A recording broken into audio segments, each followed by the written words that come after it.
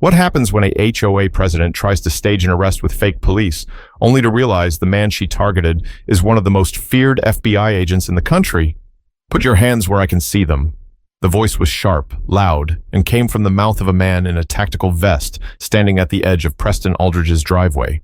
The words carried the weight of authority, but something about the tone was off, too rehearsed, too forced.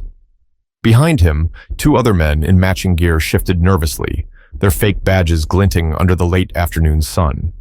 And leading the entire scene was Claudine Hensley, the newly elected president of the Briarwood Estates Homeowners Association, her chin raised high, her eyes burning with a self-righteous fire.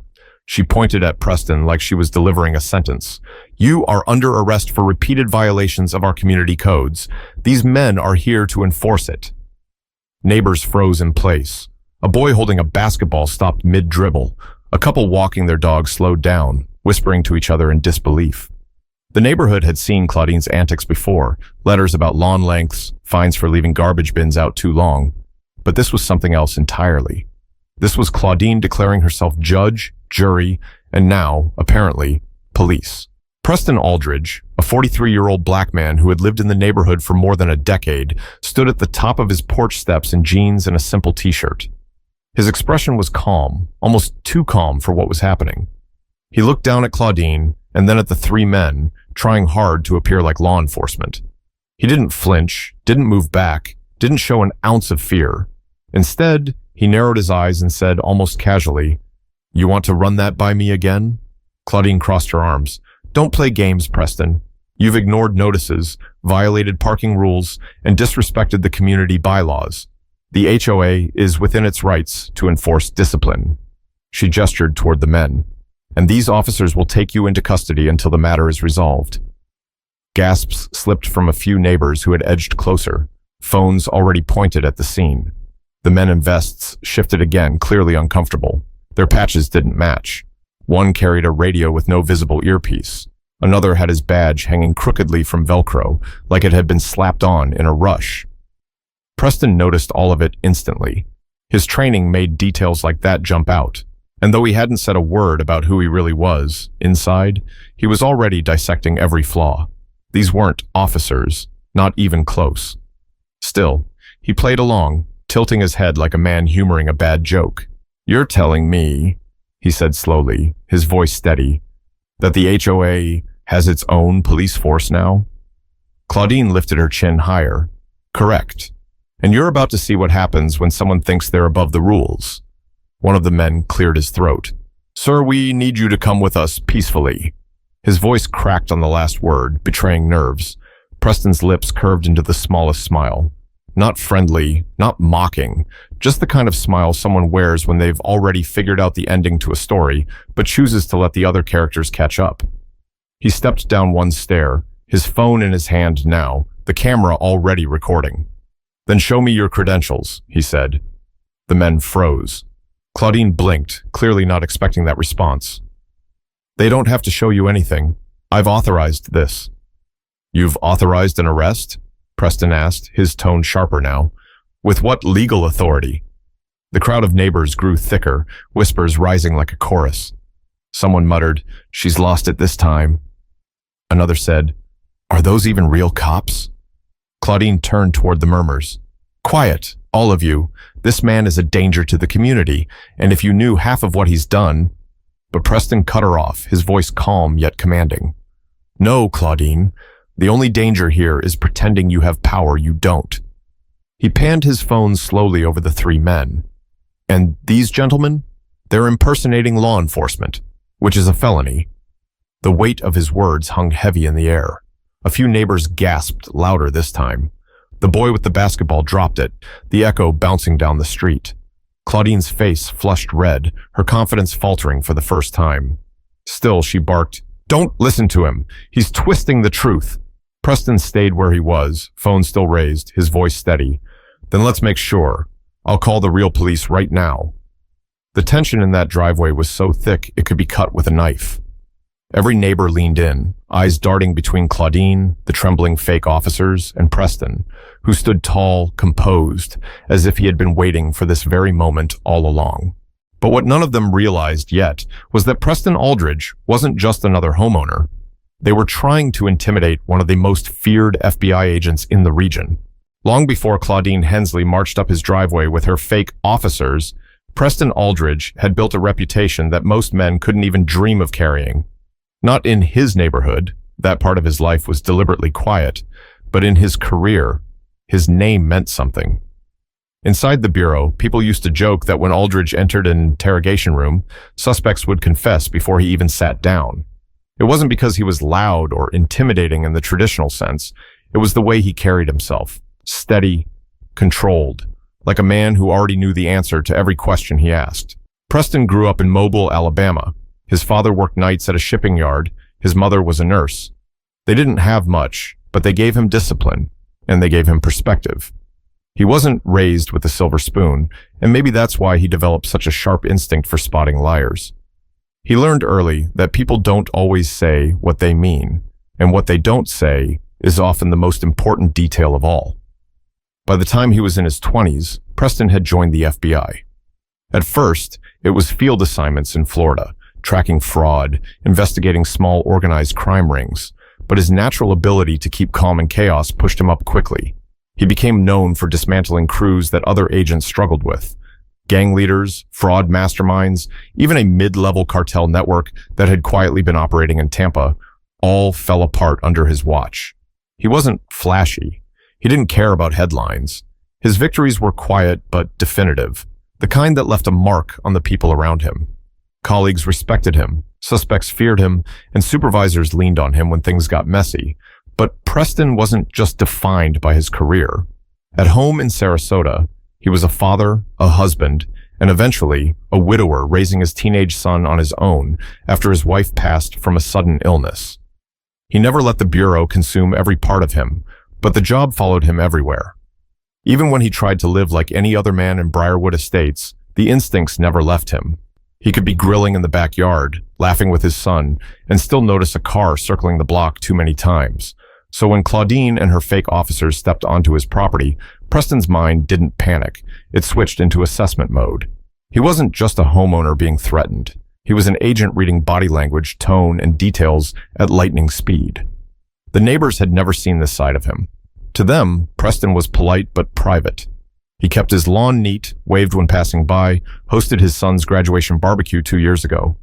He wasn't the guy causing drama at HOA meetings or arguing about bylaws.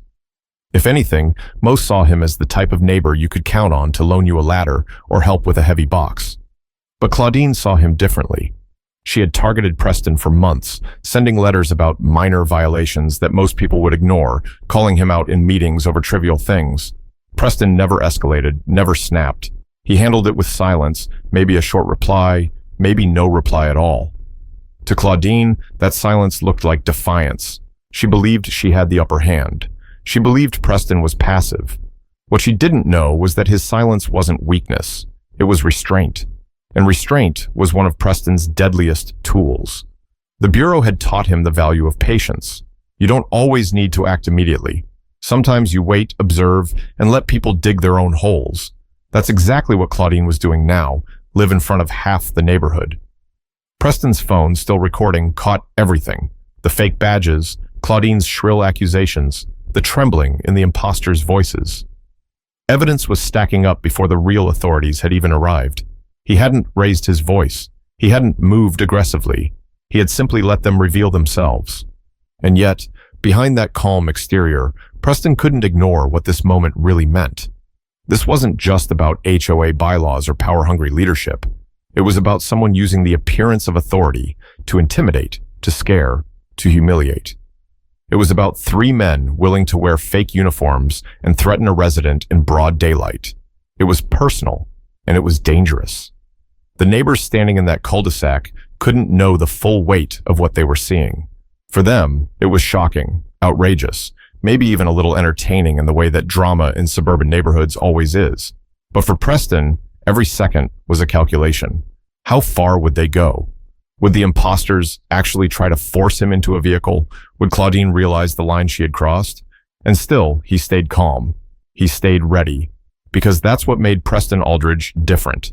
But if Claudine thought she had embarrassed him into submission, she was about to realize just how wrong she was. Claudine Hensley wasn't born into power, but the way she clutched it now, you would think she had been waiting her entire life for the chance to control a neighborhood. People in Briarwood Estates had whispered about her long before she became HOA president. She had a reputation for inserting herself into every minor dispute, whether it was about parking, trash bins, or the shade of paint on someone's shutters. When the former president resigned last year, Claudine saw her opening. She ran unopposed, armed with speeches about protecting property values and restoring order. Some residents thought she sounded firm, others thought she sounded obsessive, but few actually wanted the responsibility of leading the HOA. So, by default, Claudine became the face of Briarwood Estates, and almost overnight, she transformed the HOA into her personal empire. Letters started appearing in mailboxes, warnings for leaving garden hoses out, fines for having basketball hoops visible from the street. One woman, Gloria Townsend, was threatened with legal action because her holiday lights stayed up a week past New Year's.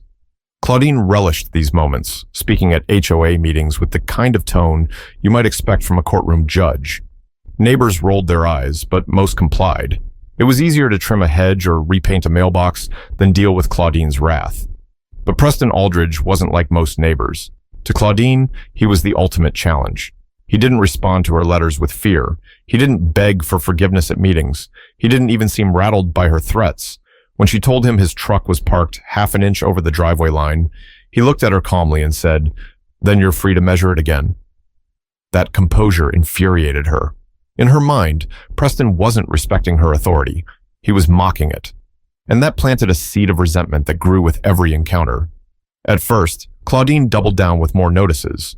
She accused him of breaking bylaws that didn't even exist, claims about improper landscaping, excessive noise, and disrupting the harmony of the community. Preston responded with the same quiet restraint. No shouting, no scenes, just calm dismissals that made her look unreasonable. The more composed he stayed, the more obsessed she became. By the time spring rolled around, Claudine was telling her inner circle that Preston was a danger to the neighborhood. She spun tales about him ignoring rules, intimidating residents, and acting like the HOA didn't apply to him. Some believed her, others didn't, but she spoke with such conviction that even skeptics hesitated to challenge her directly. Then came the fake police idea. It started small. Claudine began whispering that the HOA should have more serious enforcement. Not just letters and fines, real consequences. At first, her friends brushed it off as her usual theatrics, but one evening at a dinner party in her kitchen, she revealed a plan. She had connections who could act as security officers for the community. She claimed it was legal. She claimed other neighborhoods were doing it. No one pressed her too hard. People had grown used to letting Claudine run wild with her schemes. The men she recruited weren't professionals. They weren't even trained. They were acquaintances. 2 of them from outside the neighborhood, 1 from a nearby gym she frequented. She convinced them that Preston was a threat, told them they would be serving the good of the community, and assured them she would handle the legal side.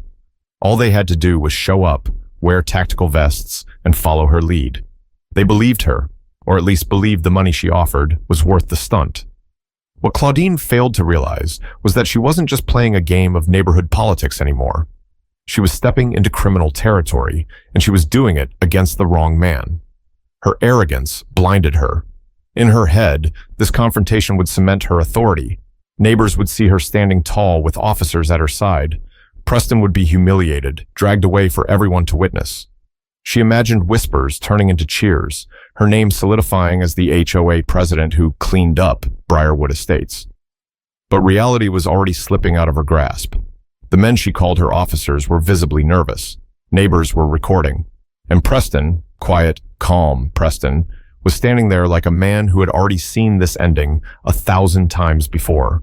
Claudine mistook his composure for weakness. She thought his calm meant submission. But in truth, that calm was the exact opposite. It was the silence before the storm, the patience of someone who had been trained his entire career to let arrogance write its own downfall. But the moment her fake officers tried to act, Claudine's fantasy of control would collide with the cold reality Preston was about to unleash. The men in tactical vests shifted nervously at the base of Preston Aldridge's driveway. From a distance, they might have looked official, vests strapped tight, Patches stitched on, radios clipped to their shoulders. But up close, the illusion was crumbling. The badges were cheap knockoffs, the vests mismatched, and their posture all wrong. They looked like actors in a poorly rehearsed play, and the audience, half the neighborhood, was already catching on. Claudine Hensley, standing tall with arms crossed, didn't see it. Or maybe she refused to. Her voice rose above the murmurs of neighbors as she snapped, "Take him into custody." One of the men hesitated. Ma'am." She cut him off. "Now." The tallest of the three stepped forward. His hand hovered awkwardly near a pair of plastic handcuffs strapped to his belt. "Sir, we need you to come with us." His tone was stiff, but the crack in his voice betrayed his nerves. Preston didn't move. He stood with his phone raised, calmly filming the entire scene. His eyes flicked over the man's vest. No official patches, no department logo. His badge, a thin piece of tin, reflected light, but carried none of the weight it was meant to. Preston had seen real agents, real officers. These men didn't measure up. "On whose authority?" Preston asked. His voice was even, not a hint of panic. "City, county, state?" The man faltered. His eyes darted to Claudine for help. "Don't answer him," Claudine snapped. "You don't owe him an explanation." Preston lowered his phone slightly, giving her a sharp look. "If they're real officers, Claudine, they're required to identify themselves. So go ahead, show me the ID. Let's make it clear for everyone here." He gestured toward the growing crowd. At least a dozen neighbors had gathered, phones raised, capturing every second. Claudine's jaw tightened. "You're not in control here, Preston." But the problem was, he was. The tallest imposter stepped closer, fumbling with his words. "Sir, don't make this harder. If you just..." "Don't touch me." Preston's voice cut like steel. He didn't raise it, but the authority in his tone made the man pause mid-step. "You put a hand on me without proper identification, and you're committing a crime. And I promise you, law enforcement will treat it as such." The crowd reacted instantly. Low gasps, someone whispering, "He's right." Another muttering, "This is crazy." Claudine's face turned crimson. She waved her hand toward the men. "Ignore him! Arrest him! That's an order!" Preston let out a short laugh, not mocking, just incredulous. He turned his phone back toward her. "Listen to yourself. That's an order? Claudine, you run an HOA, not the Department of Justice. You fine people for weeds. You don't arrest them." Her eyes darted around, realizing how many neighbors were recording, but instead of backing down, she doubled down. "He's dangerous. You don't know who you're living next to. He thinks he's above the rules, and today he's going to learn he's not." Preston's voice dropped, calm but firm. "You're right about one thing. You don't know who you're living next to." The impostors shifted again. One rubbed the back of his neck. The radio clipped to his vest, falling silent. It wasn't even switched on. The second man looked toward the street, like he was debating whether to bolt. Their confidence was draining by the second. Preston spotted every tell. He stepped down another stair, still filming. "Here's what's going to happen. You're going to stand right there until the real police arrive. You're going to hand over those fake badges, and you're going to explain to them why you were pretending to be something you're not. Because what you're doing right now, that's a felony." Claudine barked, "Don't listen to him. He's manipulating you. Do your job." The tallest imposter's voice cracked. "Ma'am, I don't think this is a good idea anymore." Claudine whipped toward him, her finger stabbing the air. "You do what I tell you, or I'll make sure you regret it." Her words only deepened the silence in the crowd. A neighbor's voice rang out clearly now. "She's out of her mind." Preston held the camera steady on her face, his tone cutting. "Keep talking, Claudine. Every word you say right now is evidence." For the first time, she looked rattled.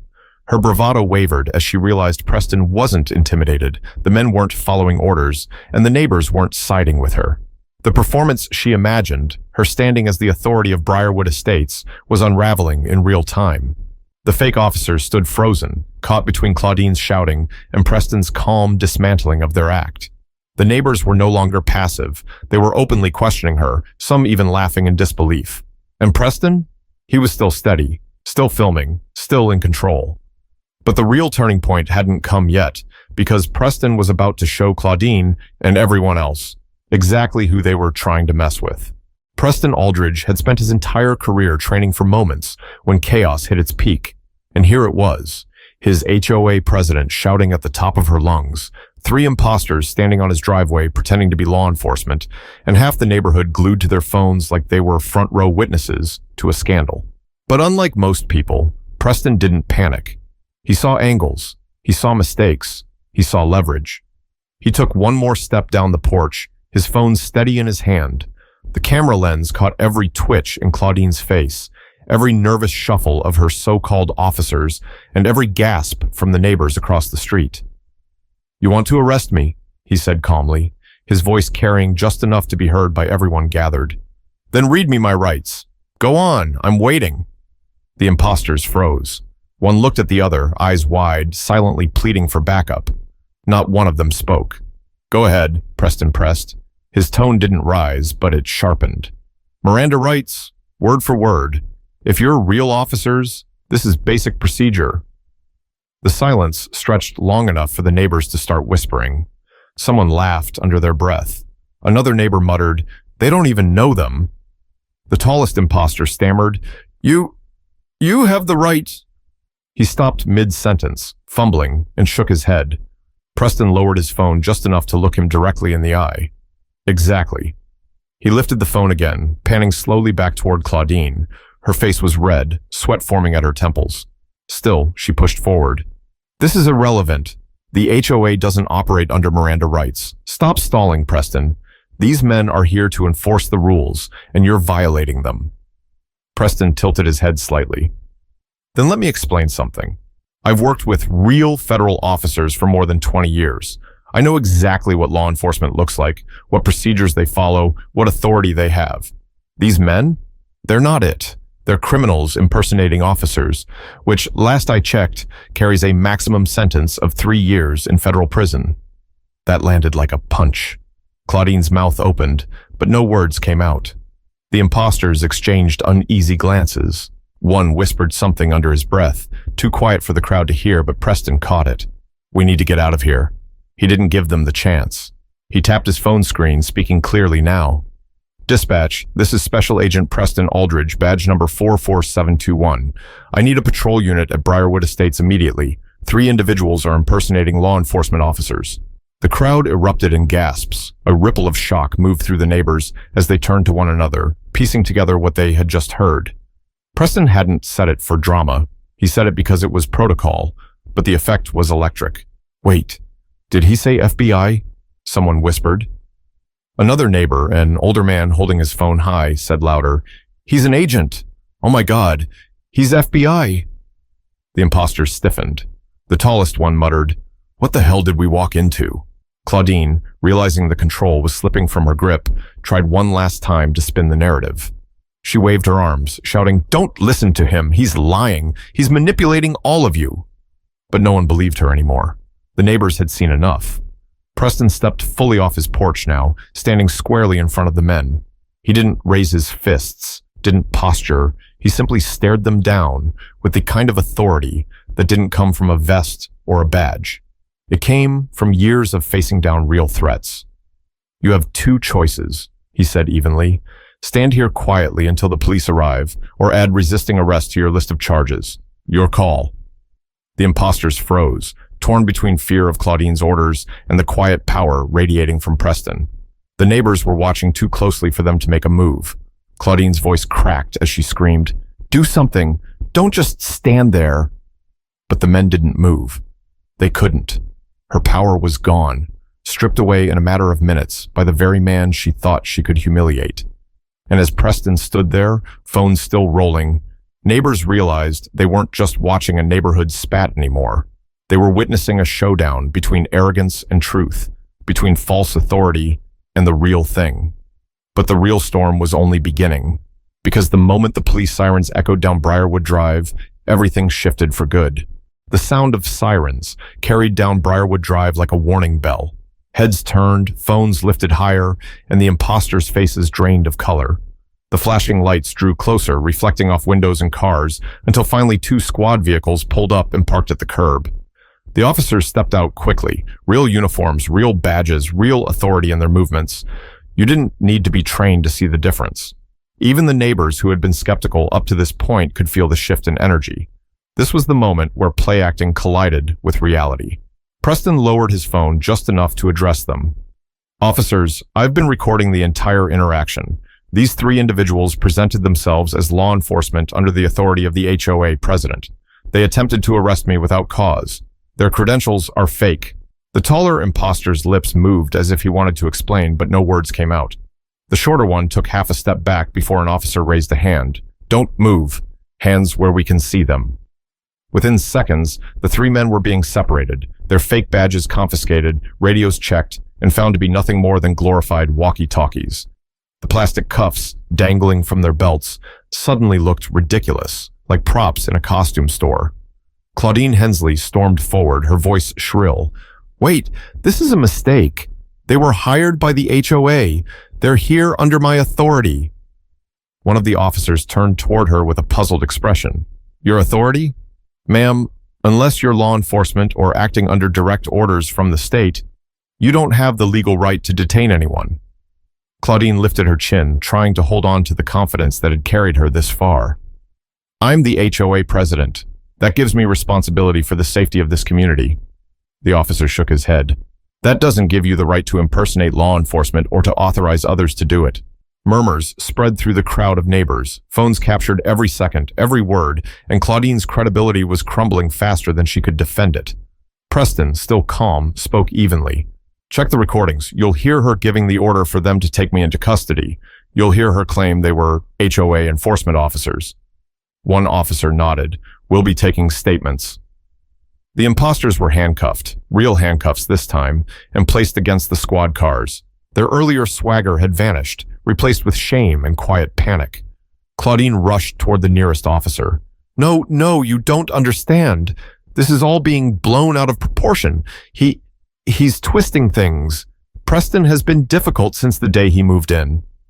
That line didn't land the way she hoped. Instead of support, the neighbors reacted with visible disgust. One woman shouted from the sidewalk, "We've lived next to him for years, Claudine. He's never been a problem. You are." Another neighbor chimed in, "You've gone too far, way too far." Claudine spun, her face pale but still defiant. "I was trying to protect property values, to keep order." Preston finally spoke, his voice calm but cutting. "Order doesn't come from lies, Claudine. It doesn't come from intimidation. It comes from respect. And right now, you've lost every ounce of it." That hit harder than any insult could. Claudine faltered, her shoulders sagging as the weight of the moment sank in. Her officers were cuffed. The real police were documenting everything, and the neighbors, her supposed subjects, were staring at her not with admiration, but with contempt. The officers finished taking Preston's statement, noting his credentials as an FBI agent. That revelation alone shifted the crowd's perception into something deeper than just neighborhood drama. They realized Claudine hadn't just picked on a quiet homeowner. She had staged a confrontation with someone who knew the law inside and out, someone who dismantled criminal operations for a living. As the squad cars prepared to leave with the impostors in custody, Claudine tried one last desperate attempt. She pointed at Preston, her voice hoarse. "This isn't over. You'll regret embarrassing me like this." Preston raised his phone one final time, recording her words. "Threats won't save you now, Claudine. They'll only dig the hole deeper." The officers warned her to stop interfering and made it clear that an investigation into her role in organizing the stunt would follow. The look on her face, half shock, half denial, was captured by at least 5 phones in the crowd. By nightfall, that image would be online, shared and reshared, with captions that painted her not as a protector of property values, but as a power-hungry president who had crossed a line she could never come back from. Neighbors slowly dispersed, shaking their heads, some muttering disbelief. A few walked over to Preston, thanking him for keeping calm, for standing his ground. He didn't smile, didn't brag. He just nodded and said, "I only did what anyone should do when faced with lies." But deep down, Preston knew this wasn't just about him and Claudine. The fallout would ripple through Briarwood Estates, dividing neighbors, raising questions, and forcing everyone to rethink what power really meant in their community.